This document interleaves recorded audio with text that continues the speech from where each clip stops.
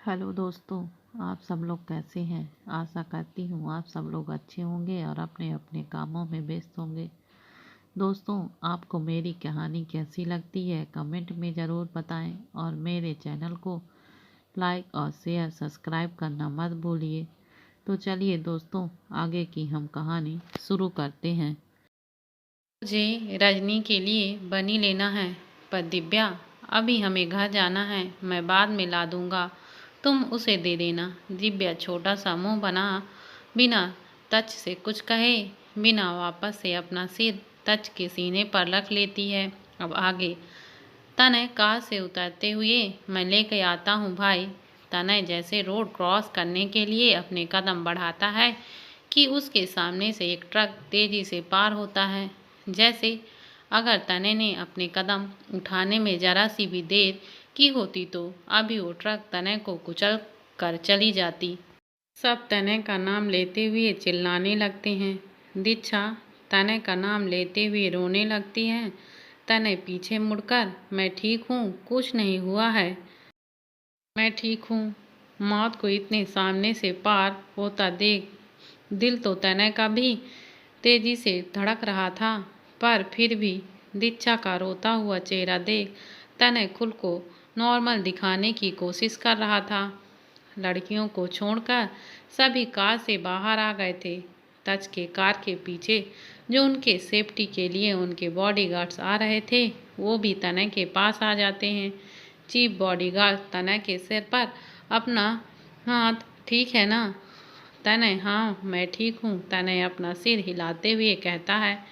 तेज भी भागकर तनय के पास आकर तनय को अपने गले से लगाते हुए, तू ठीक है ना भाई। हाँ भाई मैं ठीक हूँ, तू चल मैं भाभी के लिए बनी लेकर आता हूँ। तेज तू मेरे साथ चल, देख दीक्षा कितनी डर गई है। तेज बॉडीगार्ड से वो पेट एनिमल के शॉप से तुम 2 पेयर बनी ला दो। बॉडीगार्ड हाँ में सीधी लाकर रोड क्रॉस कर शॉप में चला जाता है। तेज तने को वापस कार के पास लेकर आता है। तब दीक्षा जल्दी से कार से उतरकर तने के सीने से लग जाती है। तनय दीक्षा के सर को सहलाते हुए, कुछ नहीं हुआ है मुझे, देखो तुम्हारे सामने खड़ा हूँ, अगर तुम्हें कुछ हो जाता तो मेरा क्या होता। हाँ मैं ठीक हूँ ना, तुम्हारे सामने ही खड़ा हूँ, देखो तुम। तब तक 2 बॉडीगार्ड्स उस ट्रक ड्राइवर को तच के कार के सामने लेकर आते हैं।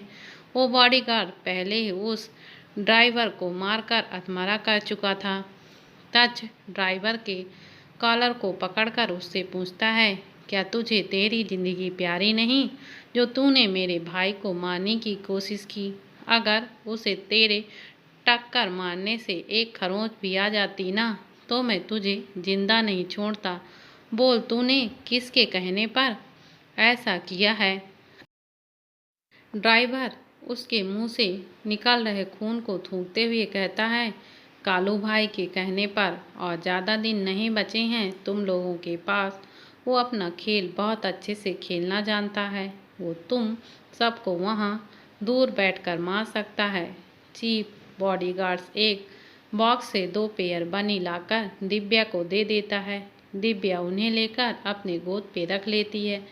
तच अपना हाथ चीफ बॉडी गार्ड्स की तरफ बढ़ाता है तो चीफ बॉडीगार्ड्स अपने साइड पॉकेट से एक लोडेड गन निकालकर तच को देता है। वो ड्राइव करते हुए, तू मुझे नहीं मार सकता, अब तक तुम लोगों ने तच और मान को देखते हुए हमारे बहुत से लोगों को मारा है, लेकिन अब मरने की बारी तुम लोगों की है।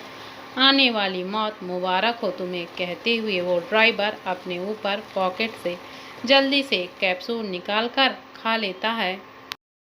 देखते ही देखते उसके मुंह से झाग निकलकर उसकी मौत हो जाती है। तच उसकी बॉडी फेंक दो कहकर कार में बैठ जाता है। अभी भी दीक्षा तनय के सीने से लगे सिसक रही थी और तनय उसके सर को सहलाया जा रहा था। मान का कालू का नाम सुनते ही खून खौलने लग गया था। अगर कालू उसके सामने होता तो मान अभी कालू को मार देता।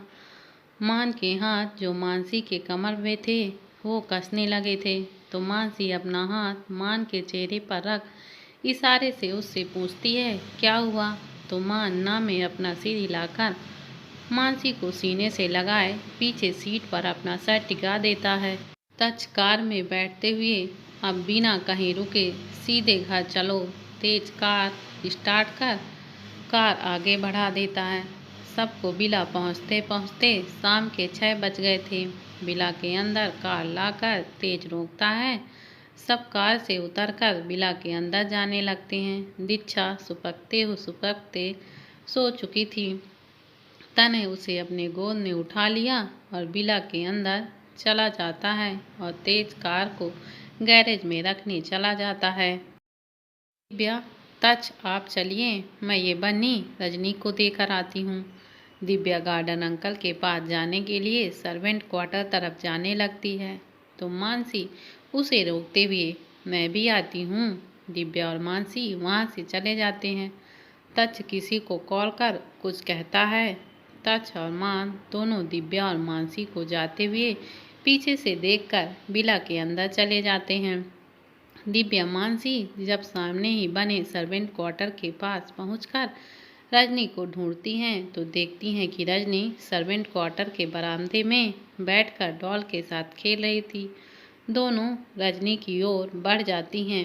रजनी जो दुनिया के सभी अच्छी बुरी चीज़ों से अनजान अपनी डॉल के साथ खेल रही थी, उसे उसके पेट में आती गुड़गुड़ की आवाज़ सुनाई देती है जो उसे सुनने वालों के लिए था कि उसे भूख लगी है।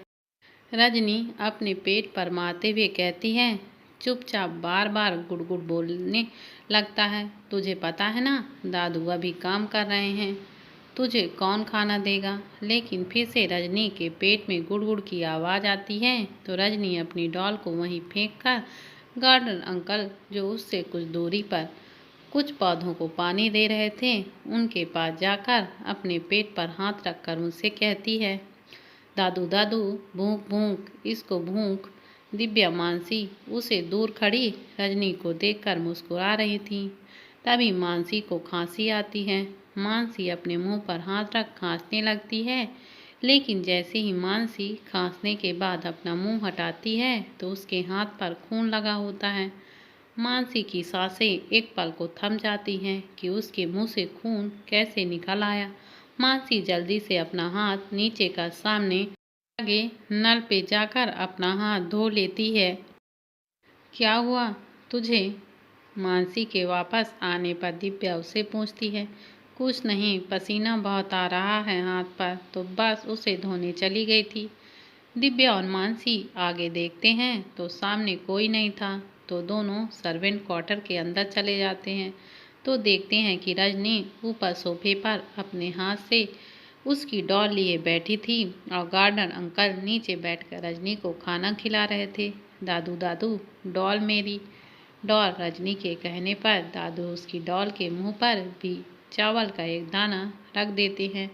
दिव्या अपने हाथ में पकड़े बॉक्स को डोर के सामने बिना कोई आवाज़ किए मानसी की मदद से खोलकर बनी को रजनी की ओर आगे बढ़ा देती है। वो बनी अनबॉक्स होते ही पूरे घर पर दौड़ने लगते हैं।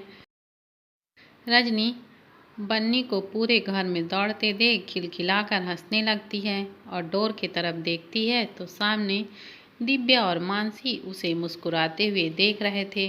उन्हें मुस्कुराते देख रजनी चुप हो जाती है। गार्डनर अंकल उन्हें देख जल्दी से अपने जगह से उठकर खड़े होकर कहते हैं, आइए ना बिटिया, आप बाहर क्यों खड़ी हैं, बैठिए ना। दिव्या और मानसी दोनों अंदर आते हुए रजनी को खाना खिलाइए, हम चलते हैं। ठीक है बिटिया। गार्डनर अंकल, रजनी बेटा दीदी को थैंक यू बोलो। रजनी, मैं क्यों थैंक यू बोलूं? उस शेर ने मेरे बनी को खाया था, इसलिए ये आंटी मेरे लिए दूसरी बनी लेकर आई हैं, तो ये मेरे हुए ना, मैं क्यों बोलूं थैंक यू।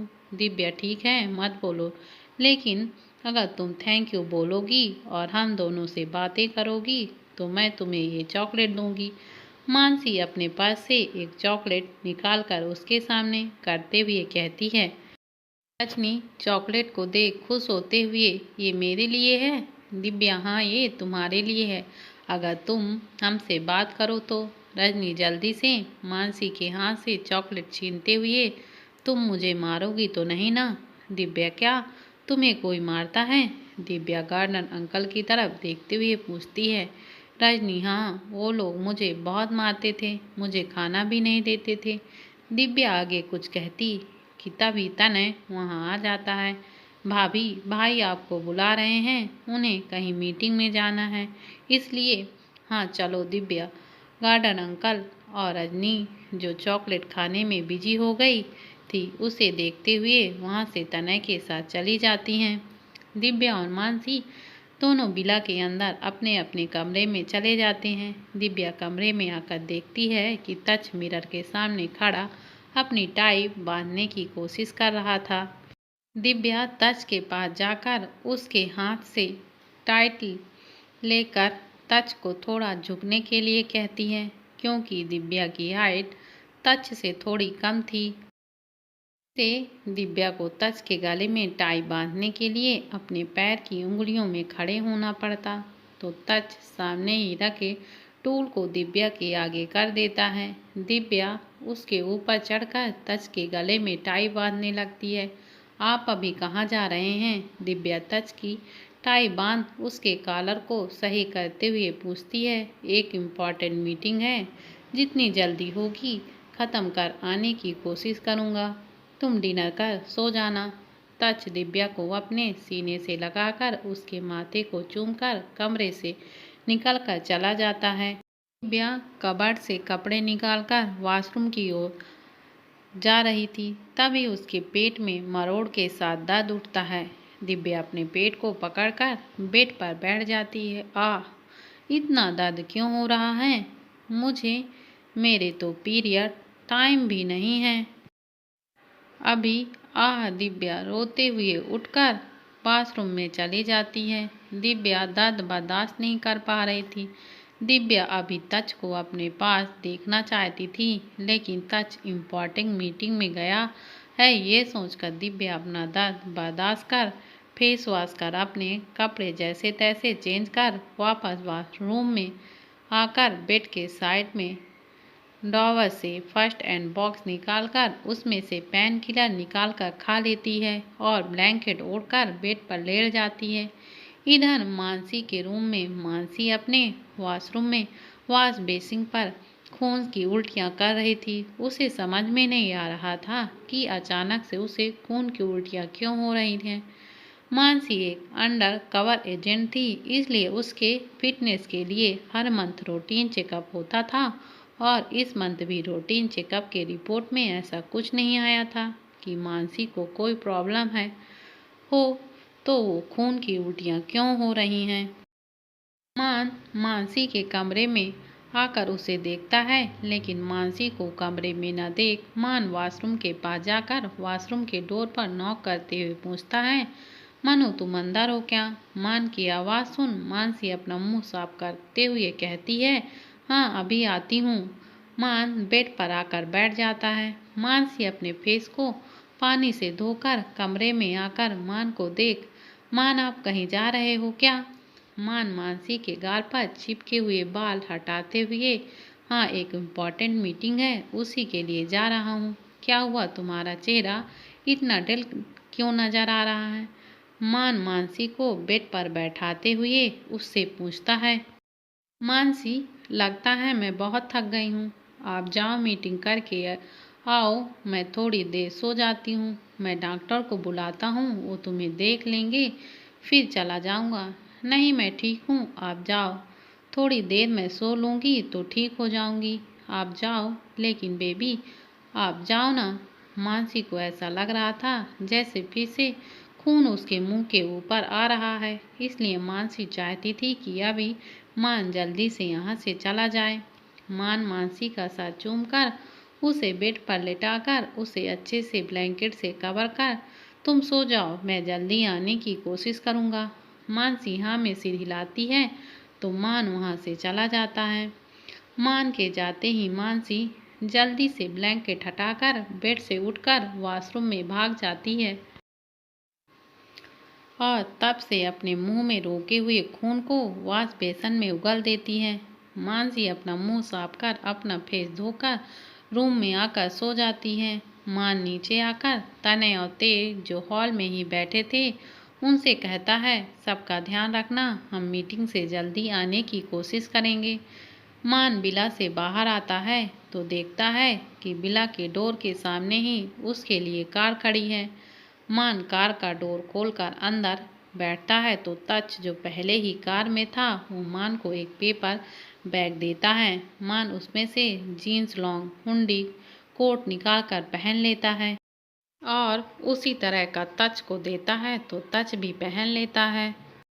तच की कार कुछ समय बाद एक भीड़ भाड़ इलाके के पास आकर रुकती है।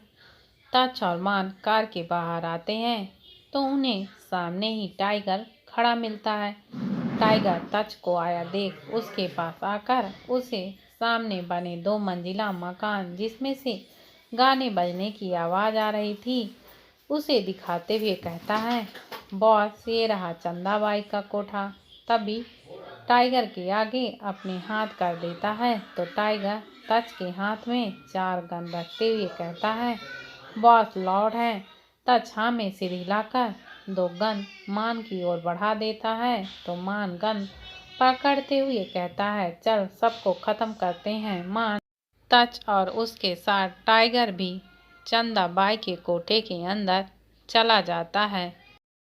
कुछ देर तक इधर उधर देखने सुनने के बाद मान सीधा चंदाबाई के पास पहुंचता है और चंदाबाई से कहता है, मान आपने पॉकेट से एक फोटो निकालकर उन लड़कियों और चंदाबाई को दिखाते हुए कहता है, ये लड़की चाहिए मुझे।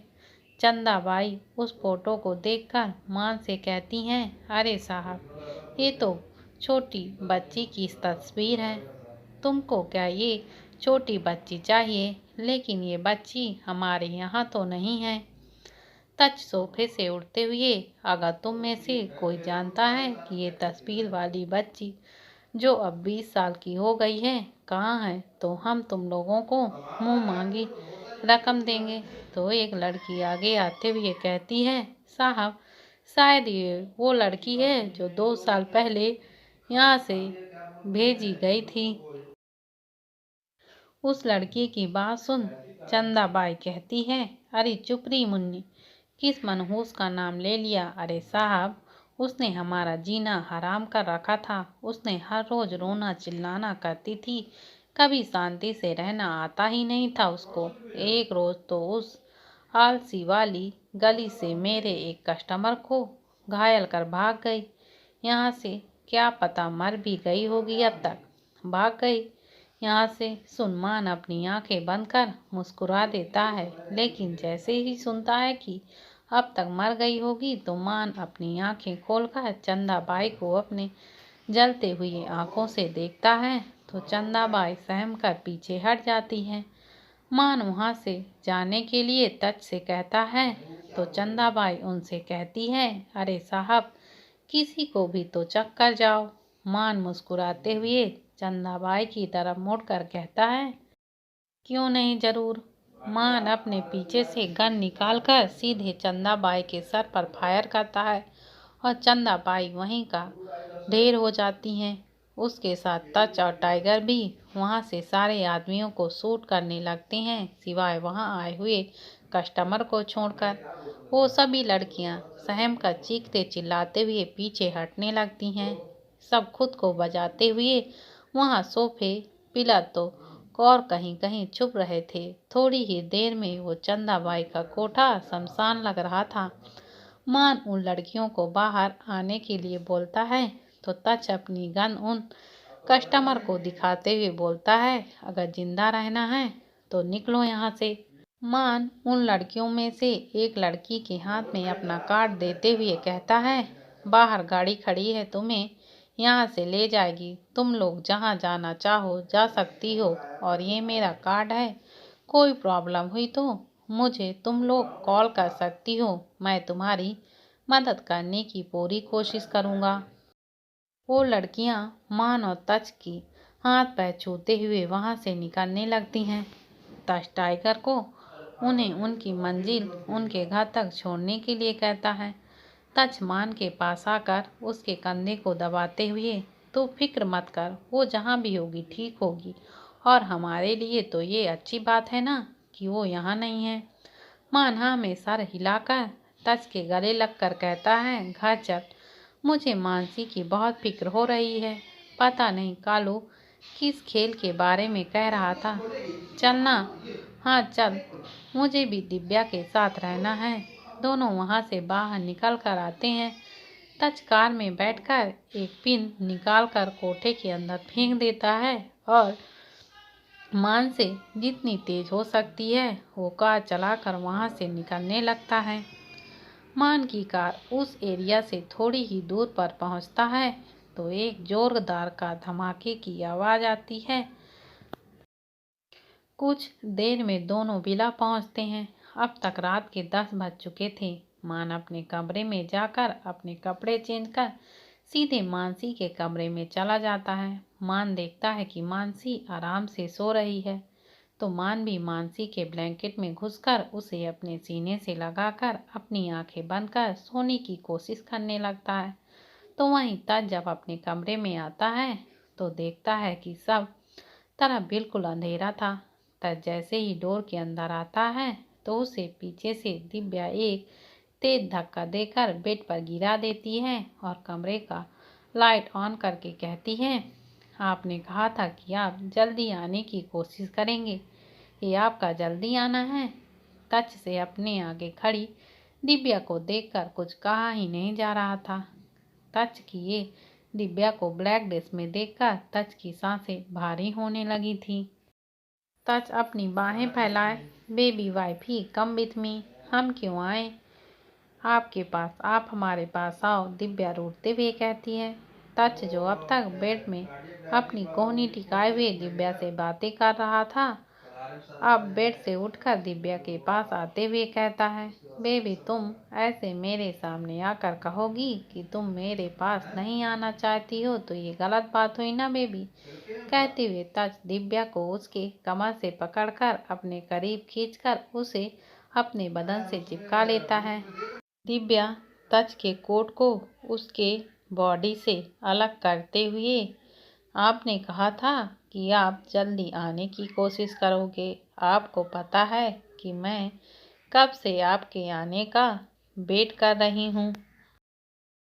क्यों, क्या हुआ, क्यों मेरा वेट कर रही थी? आपको तो पता है ना, आपके बिना मुझे नींद नहीं आती। तज दिव्या को तुरंत अपनी बाहों में लेकर बेड के पास लेकर उसे बेड पर लेटाकर खुद उसे अपनी बाहों में भरकर लपेट कर सुला देता है।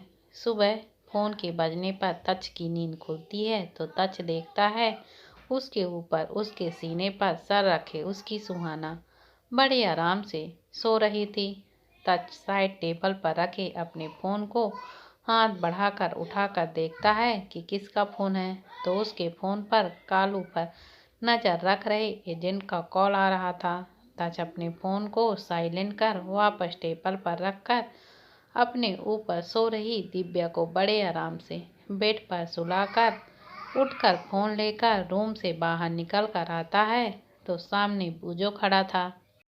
तच बूजो को देखकर स्माइल करते हुए उसके पास बैठ उसके सर को सहलाते हुए उससे कहता है, अभी तुम्हारी मम्मा सो रही है, उन्हें परेशान मत करना। बूजो धीरे से घुराकर कमरे के अंदर चला जाता है।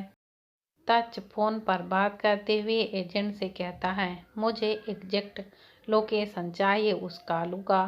अब बस बहुत हुआ उसका, अब उसका कुछ करना होगा। तच बात करते हुए नीचे हॉल में आ जाता है जहां सब डाइनिंग टेबल पर बैठे नाश्ता कर रहे थे। तच कॉल कट कर वहां उसके पास आकर बैठ जाता है। तने भाई भाभी कहाँ हैं? तच वो अभी सो रही है। तभी लीला आंटी तच के आगे नाश्ता सर्व करने लगती हैं। तच अपना हाथ दिखाकर रोकते हुए, नहीं आंटी, रहने दीजिए, दिव्या उठेगी तब मैं उसके साथ ही खा लूँगा। मान जो मानसी के मना करने पर भी उसे नाश्ता करवा रहा था उसे देख तच उससे कहता है, क्या हुआ? तो उसके ना कहने पर भी क्यों उसे जबरदस्ती खिला रहा है? इसने कल शाम से कुछ नहीं खाया नहीं है, देखना इसका चेहरा कैसे पीला पड़ गया है, मुरझा गया है। अब ये नाश्ता ख़त्म कर ले, फिर मैं इसे डॉक्टर के पास चेकअप के लिए ले जाऊंगा। मान ने मानसी को आंखें दिखाकर खिलाते हुए कहा। दिव्या के कमरे में जब दिव्या सोकर उठती है तो उसकी नज़र आंखें खोलते ही उसके पास बैठे बूझों पर जाती हैं। दिव्या मुस्कुराते हुए, मेरा बच्चा मेरे पास कब से है और मैं सो रही थी। दिव्या उठकर बेड पर बैठकर बूझों के आगे अपने हाथ फैलाते हुए उसे अपने पास बुलाती है। बूझो भी जाकर दिव्या के गोद पर अपना सर रखकर रगड़ने लगता है। बूने ने जब से रजनी की मनी को खाया था तब से दिव्या ने बूजो को प्यार नहीं किया था, इसलिए बूजो भी दिव्या का प्यार पाने के लिए ऐसे उसके गोद में अपना सर रगड़ने लगा था। तभी दिव्या को पिछले रात की तरह उसके पेट में मरोड़ के साथ दर्द होना शुरू हो जाता है। दिव्या से वो दर्द बर्दाश्त नहीं हो पा रहा था और बूजो उसके गोद में अपने सर को छुपाए बैठा था। दिव्या बूजो का सर अपने गोद से उठाकर उससे पूछती है, वे भी तुम्हारे डैडी घर पर हैं? बूजो हाँ में अपना सिर हिलाते हुए गुर्राता है। दिव्या बूजो को सिर हिलाते देख उससे कहती है, बेबी जाओ और तुम्हारे डैडी को लेकर आओ, मम्मा को यहाँ बहुत दर्द हो रहा है। दिव्या अपने पेट को पकड़ दबाते हुए कहती है। बूजो जैसे दिव्या की बात समझ गया था, वो एक ही बार में छलांग लगाकर बेड से नीचे उतरकर पीछे मुड़कर दिव्या को देखता है, जो बेड पर बैठ अपनी आंख बंद कर अपने पेट को पकड़कर दबा रही थी। दिव्या के घबराहट के मारे उसका चेहरा पसीने से लपतत हुआ जा रहा था। दिव्या बेड से उठने की कोशिश कर रही थी, लेकिन उससे हिला भी नहीं जा रहा था। बूजो दो ही छलांग लगाकर कमरे से बाहर निकल जाता है। दिव्या का दर्द अब बहुत हद तक बढ़ चुका था, जो उससे अब बर्दाश्त नहीं हो रहा था और अभी तक बूजो तच को लेकर वापस भी नहीं आया था। ओ तच! दिव्या दर्द से तड़पकर तच को पुकारने लगी। एक्चुअली जब से तच और दिव्या साथ हैं तब से ही दिव्या के पीरियड मिस हैं, जिस पर दिव्या ने ज़्यादा ध्यान नहीं दिया था। दिव्या दर्द से तड़पकर रोने चिल्लाने लगी। से अब जरा सा भी दर्द बर्दाश्त नहीं किया जा रहा था। तभी दिव्या को महसूस हुआ तो उसने खुद को जबरदस्ती बेड से उठाकर साइड किया और देखा तो दंग रह गई। बेड पर खून के धब्बे लगे हुए थे। दिव्या ने अपने हाथ पीछे कर अपने प्राइवेट पार्ट को पीछे से छुआ तो उसके हाथ खून से सन गए थे, जिन्हें देख दिव्या और डर से रोने लगी। दर्द और डर से दिव्या का चेहरा लाल पड़ने लगा। दिव्या इधर उधर देखकर अपना फोन ढूंढने लगी ताकि वो तच या दीक्षा किसी को भी कॉल कर अपने पास बुला सके, लेकिन उसे उसका फोन दिखा भी बेड के दूसरे साइड टेबल पर, जहां कल रात उसने मेडिसिन खाने के बाद छोड़ दिया था और अब वहां तक चलकर जाना भी इस वक्त दिव्या के लिए नामुमकिन था।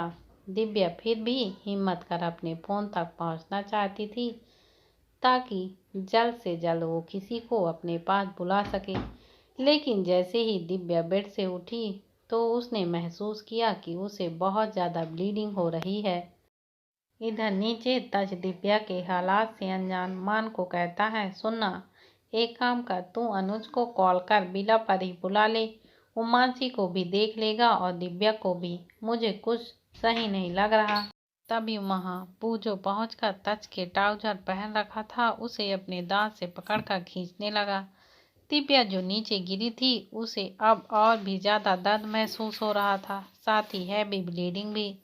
दिव्या अपने पेट को पकड़े दर्द से कराहते हुए उठने की कोशिश करती है, पर उससे नहीं हो पा रहा था। तभी दिव्या देखती है कि ब्लड उसके पैरों से होते हुए नीचे फर्श पर बह रहा था। दिव्या दर्द से कराहते हुए अपने पेट पकड़कर जोर से चिल्लाई, तच! नीचे किसी को भी ये समझ नहीं आ रहा था कि बूजो क्यों तच के कपड़े खींच रहा है। तभी दिव्या की चीख सबको सुनाई दी, जिसे सुन तच ऊपर अपने कमरे की तरफ भागा। उसके साथ सभी परेशान से उसके पीछे पीछे भागे। बूजो भी छलांग लगाते हुए जा रहा था। तभी मानसी, जो उनके साथी दिव्या को देखने जा रही थी, फर्स्ट फ्लोर पर पहुंच उसका सर घूमा और सुबह से जो उल्टी बंद थी वो अभी भागने की वजह से फिर से उसके मुंह में आ गया और उसके मुंह भरकर उल्टी कर दी और वहीं पर बेहोश होकर नीचे गिर गई। आखिर सीढ़ियां होने पर मानसी वहां से लुढ़कते हुए नीचे जा गिरी और उसके सर पर चोट लगने से खून भी बहने लगा। मनु दीदी दीक्षा जो मानसी के आगे थी वो किच गिरने की आवाज सुन पीछे मुड़ी तो मानसी को नीचे पड़े उसके सिर से खून बहते देख चीख पड़ी मनु दीदी। दीक्षा की चीख सुनकर सब एक बार फिर सब दीक्षा की तरफ देखे तो दीक्षा सीढ़ियां उतरकर मानसी की तरफ जा रही थी। उसको नीचे जाते देख जब मान तेज से नीचे देखा तो मान की सांसें रुकने लगी। वो भी भागकर मानसी के पास आया और उसे उठाते हुए बोला, मनु मनु क्या हुआ है तुम्हें, उठो मनु। मनु दी उठो ना, दीक्षा रोते हुए बोली। मान दीक्षा मैं मनु के साथ हूँ, तुम जाओ देखो दिव्या को क्या हुआ है। पर जीजू मनु दी तुम जाओ मैं देखता हूँ। दीक्षा सीढ़ियाँ चढ़कर वहां से ऊपर जाने लगी। तनय और तक्ष पहले ही जा चुके थे। मान मानसी को अपने गोद में उठाते हुए तेज से बोला, तेज अनुज को कॉल करो। हाँ भाई करता हूँ। तेज अपना फोन निकालकर अपने फोन पर सेव नंबर पर जिस पर अनुज भाई लिखा था उस पर कॉल करता है। दूसरी तरफ फोन उठाने पर नींद से भरी आवाज में हाँ बोलो क्या हुआ। तेज हड़बड़ाते हुए, अनुज भाई आप अपनी टीम को लेकर जल्दी से विला में आ जाओ। फोन के दूसरे तरफ से अनुज बोल ना हुआ क्या है तेज भाई आप जल्दी से आ जाओ, बस आपकी ज़रूरत है। कहते हुए तेज फोन कटकर ऊपर की ओर भागता है। मान मानसी को उठाकर सेकंड फ्लोर पर तच ने जो मिनी हॉस्पिटल बना रखा था उसमें ले आया और मानसी को बेड पर लेटाकर उसका चेहरा साफ करने लगा। रूम में दिव्या खुद को जैसे तैसे उठाकर बेड से टिकाकर बैठ गई थी। दिव्या से दर्द बर्दाश्त नहीं हो पा रहा था। दिव्या को ऐसा लग रहा था जैसे उसके अंदर उसका कोई हिस्सा टूट रहा है। दिव्या ने दर्द से अपनी आंखें बंद कर ली और फिर से दिव्या अपने पेट को पकड़कर चटपटाने लगी। आह मुझे बहुत दर्द हो रहा है। तच कहाँ है आप। दिव्या अपने पेट को पकड़े दर्द से फर्श पर लौटने लगी। दर्द से दिव्या की जान निकली जा रही थी लेकिन अभी तक तच का कोई अता पता नहीं था। तच घबराते हुए रूम में पहुंचा तो देखा कि दिव्या खुद को फर्श से उठाने की कोशिश कर रही थी। तच घबराते हुए जल्दी से दिव्या के पास गया और उसको अपनी बाहों में संभाल लिया। आह तच बहुत दर्द हो रहा है। तच ने देखा तो दिव्या ने अपने पेट को पकड़ रखा था और उसका चेहरा आंसुओं से भीगा हुआ था। दिव्या के पैरों से होता हुआ बहुत खून निकल रहा था।